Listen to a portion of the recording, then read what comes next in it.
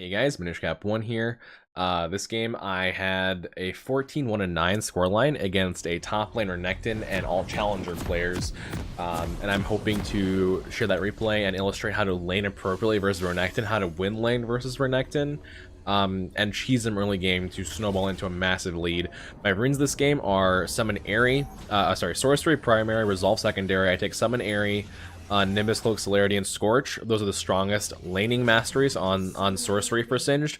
And then I take Bone Plating and Chrysalis on my secondary runes for Resolve, because you want Bone Plating and Chrysalis to be as tanky as possible early game versus Renekton, because Renekton is really strong early game. So that is my logic behind taking those runes on Singed. Starting items, Dark Seal and Refillable Potion against Renekton's Doran's Blade and Health Potion. You don't want to fast push versus Renekton, you don't want to proxy, so I'm not standing up here and I'm not standing down here to try and proxy. You want the lane to push towards you, and you want to get it to freeze right here, and I'll show you guys what I do after that freeze occurs. But those are my runes, it's my playstyle this game, just a little defensive. Renekton outtrades you very hard, levels 1 and 2, so you want to try to avoid him and minimize the amount of damage that you're taking. Which is why I'm playing like this. I'm not even going up for CS, I'm letting him just push the wave. I'm giving up some farm where I have to in order to just have the lane push up towards me. Because Renekton is last hitting the waves, naturally he's doing just a little bit more damage to the minions, which will help the wave push towards me. I want to highlight that little bit of micro right there, where I walk up and I trade with him with poison to pop his bone plating, and he pops my bone plating. So this right here is a very... Generally, whenever you want the lane to push towards you, you don't want to use poison in a way that will hit many creeps. So the way I played it was, I used poison on these two minions that were about to die anyways, and then just kite it back out and get a little bit of a short trade, and then I wait and tanked those three minions there, so I don't drag them into my poison trail, and then I dip into the bush to de-aggro, and then these minions are full health, and the wave is still pushing towards me, but I got an even trade with Renekton while I got 2 CS out of it. Then I just continue to play defensively. Right here, Renekton's level 2. You want to try and avoid him. I recognize a little bit too late, and he Dyson slices across the menu wave and gets an empowered Q on me. Not the worst trade in the world. We didn't exactly trade back, but it could have been much worse if he leveled W second and flashed on us, but he didn't do that, so that's okay. So this right here, whenever the wave is coming up towards you, same principle. You see how my poison stops right there and I'm tanking the wave? I'm waiting for the poison to disappear so it doesn't hit all the backline. Unfortunately, it tags that minion right there. But for the most part, these minions are not hit, because you want... The way that you CS is 2 tower shots, 1 auto attack for a melee, 1 tower shot, and then a poison tick, and then you auto attack to kill the ranged backline minions. Right here is exactly where you want the Renekton lane to be. This is your biggest power spike in the Renekton lane. He is 50 Fury, or 50 or above Fury, and you're sitting in a tower, and you're about to CS the range minions. You want to try and get him to use an ability on you and fling him into your tower so he can take tower shots. Right there. As soon as I see him walk up and his character points, like the model points towards me, I know that he's either right-clicking on me or he's going for an ability. So either of those things draw tower aggro. He takes 1 tower shot, or the 1 tower shot comes in as I fling him. He takes 1 tower shot, tries to dash out, doesn't flash, takes 2 tower shots. And at this point, I immediately recognize that he is he's able to be killed. So I run alongside of him with Ghost and just run him down with Airy, auto attacks, and a second fling for the kill. Now let's play that again from the beginning, just to see how the whole thing plays out from a not paused perspective.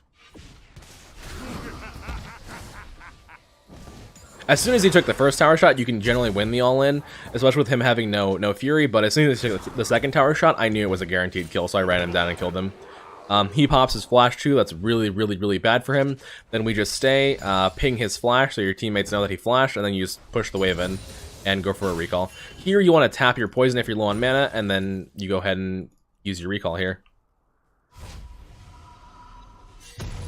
Okay, so first item, I'm going Corrupting Potion and an additional Dark Seal. I don't want a armor item just yet, no cloth armor or anything like that, because I recognize that he bought boots instead of a second damage item. No extra orange shield, no extra longsword, anything like that. And plus, with this setup, I have a huge sustain advantage over him. I have 2 Dark Seals and Corrupting Potion, all for sustain, versus him only having a Doran's Blade. That means if I trade on him, that trade's going to stick. I'm going to heal up, and he's not going to be able to heal up quite as much, which gives me advantageous trades, even if I take more damage than he does. I see my Jax getting ganked in the river there. I didn't go to help him because I thought he... Actually, I didn't go to help him because he was already getting collapsed on. My Aurelion Soul's not following, and I wanted to push this wave in. So instead what I do is I just harass the Renekton with my poison running back in the lane. Because he's taking so much damage, this damage is going to stick. I'm getting ganked by Xin, so I go for a fling on Renekton and try and run away.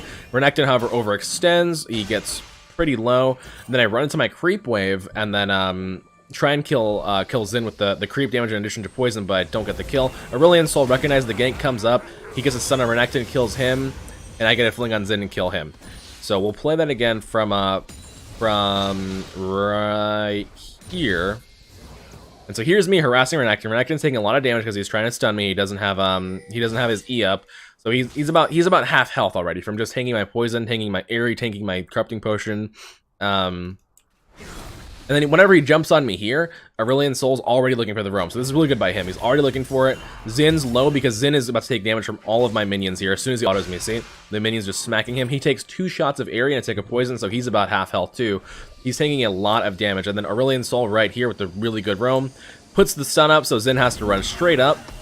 Or he doesn't run straight up, actually. He stops to try and get a Q off. But whenever he does that, he stops moving, and then I just fling him for the kill, and we get 2 kills out of a really bad initial situation for me.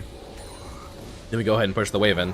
But as you can see, my health is still full. I popped all my corrupting potion charges, and I'm just sustaining and pushing with the AP that I have from Dark Seals, and then I go and proxy 1 additional wave because Renekton just died and the wave was pushed in, so this just gives me more farm before I recall. And it also makes him lose more CS under tower. Looking at Renekton's items, he finally has a longsword, but I'm so far ahead of him at this point with 2 kills and plus CS on him that I decided to go for an Amp Tome and a Control Ward and Boots instead. The early AP will let me keep pushing my lead on Renekton because at this point, Renekton's strongest part of the game against Singed is gone, which is early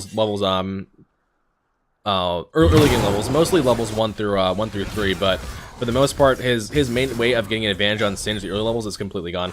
Right here, Renekton overextends on me pretty hard. I'm going to rewind that so you guys see. I recognize that he has no sustain and he's leveled down on me, regardless of whether or not, why does he keep doing that? Regardless of whether or not he has any sort of fury, this is a really bad trade for him to take, because I have 2 Dark Seals, I'm a level up, I have 3 Corrupting Potion Chargers, I also have Boots, and I have double buffs, so my auto attacks hurt more too with red buff. I'm not really using that much mana for this because I have blue buff. So in one trade with him having no potions, he's down to about a 4th health. Meanwhile, I'm just over here healing up because I have Corrupting Potion running, I have Dark Seals running, I have extra AP, I have to clear the wave and go in and dive him. I'm about to hit level 6, and as soon as I do, I know I'm going to dive him because there's no reason for me not to. I see Zin's out bottom right now. Karthus can either be coming top or going bottom. And I decided that because Karthus already uses ultimate, there's not a high chance that he's going top because the big team fight's happening bottom. So instead of working about Karthus, I'm just playing like I'm not going to get ganked because that's generally a better way to play. And I'm going for the dive on Renekton with double buffs, red buff, fling, Aerie, and all the damage output of the minions too. It just instantly kills him. Now Renekton is losing a cannon wave and all this CS. He's going to lose all of, or I'm going to farm this entire wave and recall. And he's going to lose all of these minions too, while I get stronger and he gets weaker. And I do a lot of damage to the tower here because I have no minions to worry about. I think I actually might take the tower here. Yeah, I do take the tower here. We'll just fast forward. Renekton can't stop me at this point. Wait for the turret to kill these last few minions, and then just finish the tower. He's level 4, I'm level 6. I don't want to risk getting a Xin gank, so I'm kind of playing it safe, but I'm far enough ahead of Renekton to where I can just push him around like this. I go over to my, I try and kite him over to my Jax because Renekton got really greedy because he assumed that I wouldn't try and fight him again. Not understanding that my teammates are still in the area, I decide to just fling him and then try and bait him for my Jax, but then Aurelion Soul comes in and cleans house with the stun. So now Renekton loses all of these minions too, or all of these minions also, and loses a bunch of EXP, and he's stuck at it's level 4 still. He's stuck at level 5 now, I think, but just not a good game for him. No, he's level 4. So now we have a full Rylai's 8-stack Dark Seal and boots at 7 minutes, and we're level 7. Renekton has some long swords and boots. We have a huge advantage on Renekton now, and if you're ever in a situation like this as Singed, it is your duty to snowball the game. And that's exactly what we're going to do this game. So all I'm doing here is taking the Krugs. I looked at them and I saw that they were level 1 Krugs. I wish I could show you in game. It doesn't actually let me see the level of the Krugs, but they're level 1. Trust me on that one. I remember it in game. That's why I did this. And if they're level 1 Krugs, you can go ahead and kill them without taking too much damage, and it's very, very quick. Free 120 gold. No reason not to do it if you're on the way and your lane's getting frozen. So I see them collapsing on Jax here, and I immediately try to run down to help him. Jax is tanking it a little bit, and he ends up flashing over the wall. Does he get out? I think he dies here. No. He gets saved by Aurelion. Yeah, Aurelion helps Kite, and then they flash onto Aurelion, and then I'm over here. I pop my ultimate. I start running on the fight. I have Rylai's, so I'm a huge team fight menace at this point. They flash, just Kite, and get the free kills with Rylai's. There's really no option that they have once I'm on top of them. At this stage of the game, they're not tanky enough to sustain my damage, and you can just run alongside them until they're dead. So 6-0-2 at 8.5 minutes into this game. Actually, I kind of want to play that fight one more time just to show the specifics. So I'm putting W on Karthus to try and goofling him. I fuck up the goofling and walk in front of him though, but that lets me tag poison onto Renekton, so he starts taking down, and then Aurelion Soul's executing with his stars, and then I start slowing down Xin so he can't flash onto or he can't dash onto Aurelion, but Aurelion gets scared and flashes away anyways. Just really clean kills overall. Now we're gonna recall. I'm assuming I think I bought boots here, tier 2 boots. No, actually we kept pushing mid. Okay, yeah. So their 3 players were dead, and then Renekton teleported bottom. Renekton teleported bottom right there. So we're gonna push mid tower. I go for a goofling on Karthus here, and then Aurelion Soul stuns him, and I thought we could kill him, but he ends up living with not a whole lot of health. I think it's a very low amount. He lives with 63 health. I think he got saved by his Catalyst there more than anything. The health gain from Catalyst and casting his W and casting Q gave him enough health healing there to save his life. But yeah, we teleport back to base. I am not buying a Medjai's because usually in a serious game you don't buy Medjai's, so I bought tier 2 boots and then Amp Tome and Ruby Crystal. So here's my thoughts on the build order for Liandry's. I think that if you can buy a Blasting Wand, then buy it, but if you can buy a full Haunting Guise, then buy that instead of Blasting Wand. Generally, it's better to have Blasting Wand than Amp Tome and Ruby Crystal because the amount of AP that you get is more helpful. I didn't think about that until after this game. I was thinking to myself, what's better, having Ruby Crystal, Amp Tome, or Blasting Wand, or Haunting Guise? And I said the Haunting Guise is the best option because of the passive of Haunting Guise, which gives you increased damage percent for every second you're in combat. But if you can't have that passive, then you get more damage output from just having an Amp Tome. So I recognized that. I looked mid and I saw this fight's happening here. I pop Ghost and I start running towards the fight. I pop my ultimate right here, and then I try and goofling Xin. That works out, but we just kill him in the burst. I have Rylai's, I have tier 2 boots. Zaya's not, or Rakan's not a big threat to me. I said the wrong champion like 4 times. I know that Slow's gonna kill him, so I just use my Rylai's and run down Rakan. And then we get lots of gold because our Pike support shares the gold and gets the kills. And we're looking to push mid lane here again. Here's the mid lane tower. If that hook had hit Renekton, I would have tried to all in him. Even with him having ultimate there, he's no threat to me at this stage of the game. I'm so astronomically far ahead of Renekton. We bought Haunting Guise there, bought Blasting Wand. We're very close to having a Liandry's. Having a Rylai's Liandry's at any stage before like level 11 or 20 minutes is absolutely huge. Here, I'm running back to top lane. Along the way, I see a fight going down in a... Or not a fight, I see... Why did I TP there? Let me check that, actually. I see this wave being pushed into in a bot lane. So I'm wondering why I teleported there. I think I just wanted to bully the Renekton and tower dive. Yeah, that's what I did. So I want to exercise my advantage on Renekton. I completely fuck up my fling, completely fuck up my my goo. But he walks into my poison, and because I'm so far ahead, he takes 2 procs of Airy, and the dot from my poison actually gets him to a little... He's about 60% health. Which to me, him being 60% health is either diveable or it's low enough to force him off the turret to where I can face tank him and push it, or just dive him if he stays. I see him there. I take make him take another little tick of poison, and then I go for the tower dive here after my ultimate comes up. Yeah, so he uses ultimate and tries to kite me out, tries to kill me. Is not able to put up the damage. I just kill him with my dot, just stat check him, and then Karthus ults, and I survive that too. And then I go and push bot lane because Renekton cannot defend against me. If Xin were to gank me, I'm pretty sure I would kill him too. But yeah, just this is kind of how you snowball. You keep forcing stuff, really push your lead. Don't be afraid to if you guys are just like kind of learning how to push a lead like this, the only way to learn how, or the only way to learn what your limits, what your personal limits on a champion are, including Singed, is to just play balls to the wall. And really test your limits. If you don't do that, then you're never going to learn how far you can actually push a lead. And being able to get the most out of a lead without throwing that lead is one of the most helpful skills in League of Legends. So we bought a Liandry's, I'm going Ruby Crystal, I'm assuming I bought a Dead Man's Plate after this, I'm pretty sure I did. But Dead Man's is my next item. We get Rift Herald, and we run it towards mid, because I think we're going to pop the Rift Herald here. Yep, we are. We're going to pop Rift Herald and start sieging. I have Ghost and Ultimate up for the next fight, which are my 2 biggest combat cooldowns. So if we do decide to tower dive, then I have really awesome cooldowns to be able to use for that. Just zoning them out with W. Jax gets a stun. I flank Karthus and I start spreading my poison back here. Apparently I get taunted by Rakan, but it ends up being mostly okay because I get lots of poison damage off, and then they all burn to death. So I want to replay that in slow motion from my perspective. I'll play it at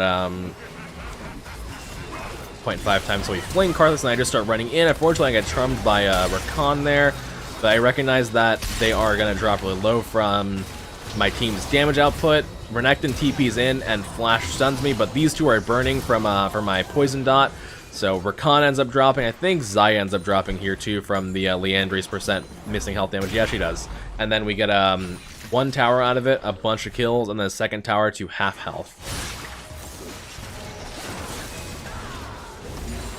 And then Renekton actually runs up, and I'm pretty sure they end up killing Renekton too. Sorry about that Pyke noise. Pyke is actually bugged on the replays right now, and if you have him on the screen and he goes into stealth mode, then it just makes a super loud sound no matter how quiet you have your game sounds. So next item, I'm pretty sure is a Giant's Belt for me. Yep, it's a Giant's Belt. We're going to go towards Dead Man's Plate. Or it might have been a Randuin's, but I'm pretty sure it's a Dead Man's Plate. If you're ahead and you're trying to end a game early and the enemy team has physical damage threats, I would say go Dead Man's most of the time. If your team is even and they have a lot of crit damage, or you just need like pure survivability, then Randuin's is better as a pure survivability item and anti-crit item. But the movement speed from Dead Man's is quite useful.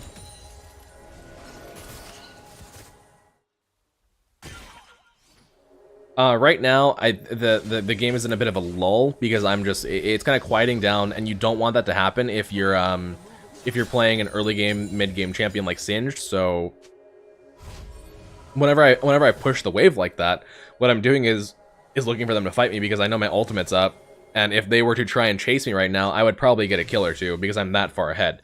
Which is why I'm kind of not proxying, but I'm pushed up really far here, tanking the wave, trying to kind of bait them to fight me.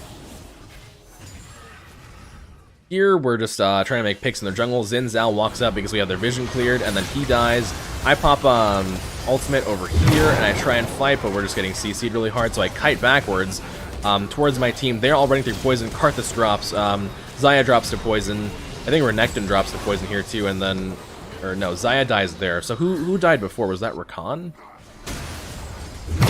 Yeah, so I get CC'd super hard. As you can tell, I actually didn't even fling because I got CC'd super hard by Rakan, so I'm just kiting backwards towards my team, dropping people with poison, and then just trying overall to spread my poison as fast as possible. A lot of this, whenever you play Singed, you learn it by feel. knowing when to kite back and when to go in, because the only way for them to possibly win that fight was to push forward into me through my poison towards my team over here. And I know that if I just run towards my team, then they're gonna either drop or get caught in the poison, or they're gonna lose the fight because they're not gonna help their teammates, which is why I played it like that instead of running forward. If I ran forward, there's also a possibility that I would have died, because it would have been they would have gotten more DPS off onto me over the course of that fight, as opposed to me dipping into the bushes, making them lose vision, etc., etc. So we bought a Dead Man's Plate. Dead Man's Plate, really good mid-game item for Singed. Not that great late game, but mid-game it's really good. It lets you get around the map faster, it lets you farm lanes faster, it lets you have lots of movements in a team fight. My Pike almost solo killed the Xin Zhao, which is really good. I dropped a W for the assist. If you're in range of someone getting a kill, just drop your W, get some free assist gold.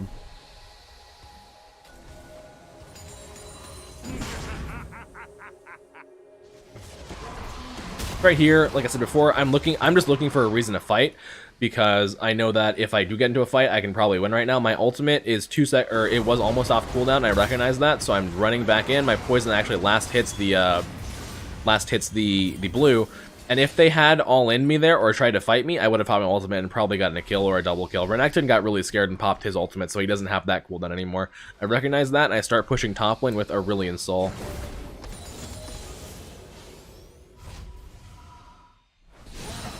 Pop my ultimate here, run in. I tank a lot of damage with bone plating, but I get CC'd super hard, so I try and back out. I do back out. They dive us really hard, and Xin gets killed by me running him back in for the fling. Then I pop the level 7 mastery, and I recall, because that's what you do whenever you get a kill like that. You pop your mastery, and then you recall. Then my team ends up diving the tower and getting a few kills. I'll watch that from their perspective too, because I was too busy showboating. So after the initial kill, Jax just, runs in, gets a kill on Xayah. He gets healed up from his Precision Mastery Triumph, and then we end up taking the tower. Pretty basic stuff overall. I TP back to this minion to help give them some tankiness, or give it invulnerability, not tankiness, for them to kill the tower without losing the wave. I ping Baron because we are definitely able to Baron right now. 3 out of 5 of their team is dead, one of them being their jungler, so there's no reason for us not to Baron. With me having Rylai's Liandry's, it is really big Baron damage too.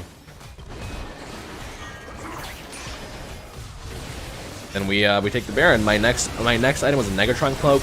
Going toward the Negatron Cloak is going to go towards an Abyssal Mask, because you do eventually need some MR, even if they only have 1 AP carry, and Abyssal Mask also gives you some extra damage, so you wouldn't need Adaptive Helm if it's only like one person's doing magic damage. Because it's Adaptive Helm is the more defensive choice, Abyssal Mask is the more offensive choice. For any game.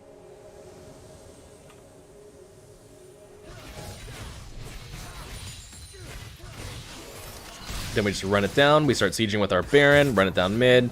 I see that we have 2 people bot, so I'm not all-inning for this tower, because I don't want to get 5v3'd, because I don't know where Xin is either. Jax tries to feign them to use a summoner with a stun. Renekton jumps forward. I do a lot of damage to him with poison. Don't get a kill, unfortunately, but they drop low enough to where we can just start lasting the tower. My team ends up forcing Karthus to back, and then we got bot tower, we got mid inhibitor, Karthus ults, and then we decide to just back off. In a situation where we don't have cooldowns or anything like that, we want to recall. I have my cooldowns, I have my ultimate, but I don't want to force my team into a bad situation with Jax not having ult, Aurelion Soul not having flash, Ezreal not having ult, and everyone being low HP, so it's better just to recall there, and then start sieging another lane with the Baron that you still have. Abyssal Mask finished, gonna run it down top lane with the fat wave.